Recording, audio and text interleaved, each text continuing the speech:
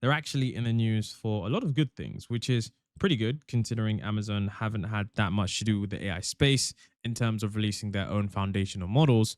But of course, now we get to see exactly what Amazon have done. So recently, I released a video early today on my channel talking about how Amazon have literally joined the generative AI space in terms of their foundation models.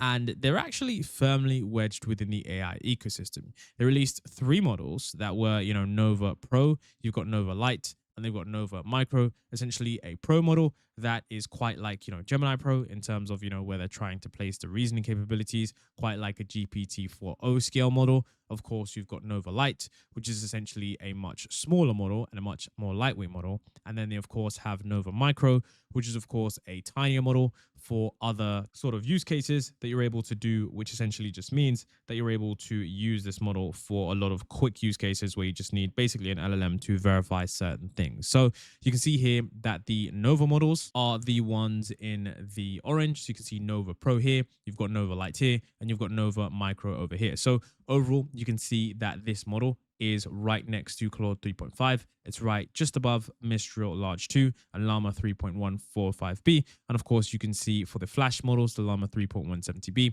GPT-4o Mini, that's where Nova Lite is. And we can see for Nova Micro, it's quite like these 8 billion parameter models. Now, like I said before, I released a video on this earlier today. You can go and check that out. But it is really interesting to see Amazon getting into the AI stage at this stage. Now, I think it's important for Amazon to do this because, they have a lot of things that they're probably going to use these models for. Of course, they've got Alexa. Of course, they've got other Amazon products that they probably might need to use these models for. So developing your own foundation models is really good because although they do have a really solid partnership with Anthropic, it makes sense for them to develop their own foundational models so they can actually control certain things that they want to. So that is something that I think is rather important for them.